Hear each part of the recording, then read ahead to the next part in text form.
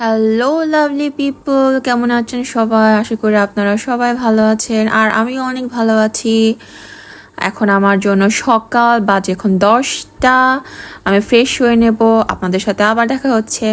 আমি যেখানে খাবো ওইখানে সব কিছু রেখে আসবো। যেমন আমি আমার রুমে গত রাতে কফি খেয়ে আমার ওই কফি মগটা ওইখানে রেখে দিয়েছি। সো আমার কফি বানানো কমপ্লিট। এটা আমার প্রতিদিনের রুলস। আমি সকালে খালি পেটে 1 কাপ কফি খাবই। আর এই ডলের কথা আপনাদেরকে আমি আগে বলেছিলাম, এটি হলো আমাদের বাসা হন্টেড ডল, বাট আমি ভয় পাই না। আজকে আমি আপনাদেরকে আমাদের ছাদে নিয়ে যাব। এখানে হলো আমাদের কিছু ছাদ বাগান আছে। এখানে মূলত এখানে আমাদের অনেকেরই আছে গাছ।